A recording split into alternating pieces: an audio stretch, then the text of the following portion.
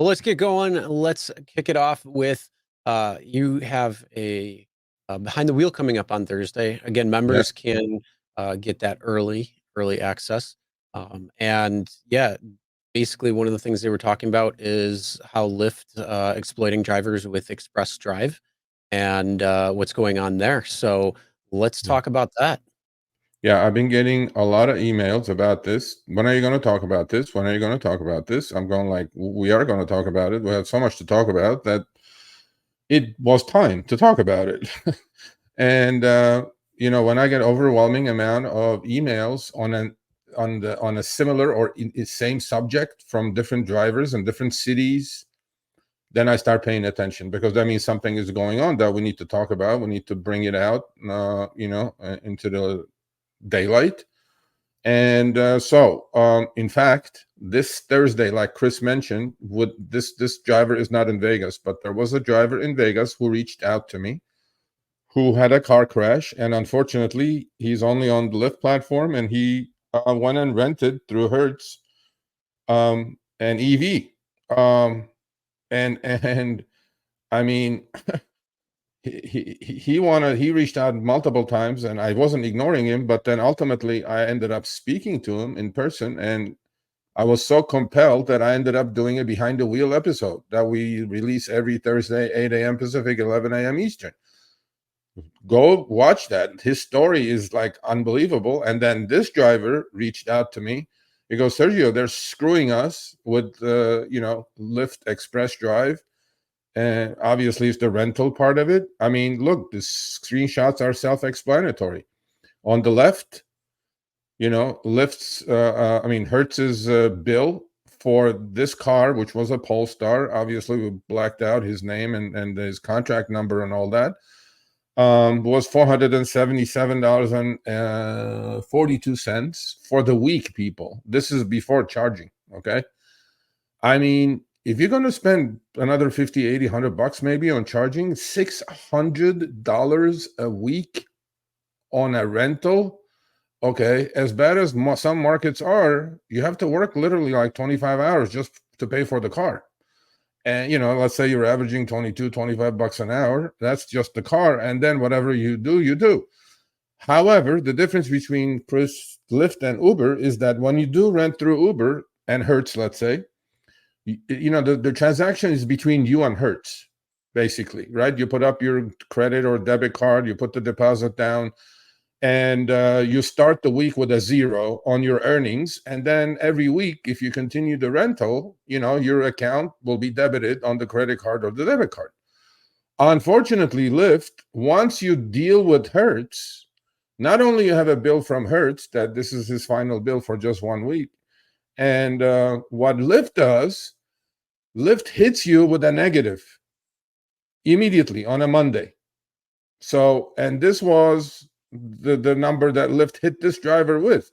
Now, does 477.42 and 494.61 look alike to you? Look like they're the same?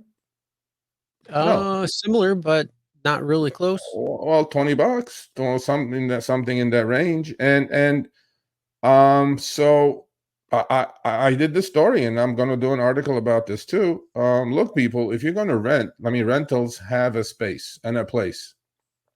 And but if you can't drive your car, you just drive your car. Rental 600 Yeah. bucks a week is absolutely out of control. That's $2,400 a month, including, if you get an EV or a gas car, it's going to be the same thing, basically. Maybe a little bit cheaper on a gas car, the rental side, because this driver did an EV because the Lyft still has the, EV credit in his city. And most people's complaint, Chris, is about that Hertz has these unknown expenses that they hit you with when you turn the car in, when you get your final bill. This driver that I talked to in Vegas, he didn't even know about this. He says, well, did you know that we're getting charged for GPS if you rent a Tesla or an EV? I'm going like, how's that possible? You don't even need GPS. You have it in the app. You have it everywhere else. Anyway, so if you have to rent, please watch your bills and watch what Lyft does. Yes, the difference is minuscule, maybe $17, but $17, if you're going to rent over 2, 3, 4 months, that's going to add up. And what else? I don't know what else they have it going in there. Obviously, the most important thing, though, Chris, is that unequivocally, this is known by all Lyft Express drivers, and the common theme in all those emails that I received: Lyft Express drivers get paid 20% less on each trip, on top of these shenanigans that they're pulling by hitting you with this huge debit every Monday. My question to the FTC, my question to the lawyers is, but just because I'm renting, why are you exploiting me and paying me a minimum of 20% less? Yeah, But I mean, why would I be taking 80 cents on the dollar? And then I also almost $500 right there every week when I wake up on a Monday. Again, yeah, yeah, I mean, depending on when it is, like you got 494 or 500, let's say, you got 4 weeks out of the year, that's $2,000 out of the month, and then you got sometimes you got a 5 week month, and that's gonna be 25. So you're right around $2,000, $2,500. If you have a car, I don't know anybody who is hitting $2,000 to $2,500 in car expenses plus their note when it comes to driving, or getting close to it, but you're not getting dinged with these. And then, the other side of the coin is you're not getting that 80 cents on the dollar. You're actually getting dollar for dollar. yeah. I mean, I'm not sure why they have that. And that was a great comment. Somebody said use the credit card on your checking account if you have one, not your checking account. You can contest the fraudulent charges. These are not fraudulent charges; they're hidden charges. That's the problem. I mean, you can tell your credit card company that they're fraudulent and try to get away with it, but who knows? They'll probably get rid of it first and then hit you back again. And Matt says, when I rented briefly to test drive the Tesla after returning it with no damage, Hertz said there was $900 in damage. They never told me what or where or showed pictures. Right? There you go. I mean, look, if you don't have to rent, I'm going to say don't rent. But Mhm. getting paid, my biggest concern is, why are these drivers? I mean, they're really like being driven to accept everything just to make up the 500 and make some more. But on top of that, getting paid 20% less is completely exploitation to me. I don't know why they should get paid less than a regular Lyft driver who owns their car. I mean, I would say they should probably get paid more. Like, I don't get it. Yeah, So, I don't know that either way, it's absolutely ridiculous. So, yes, on Thursday there is the behind the wheel that's coming out, talking a lot more in depth with a particular driver that Sergio had interviewed.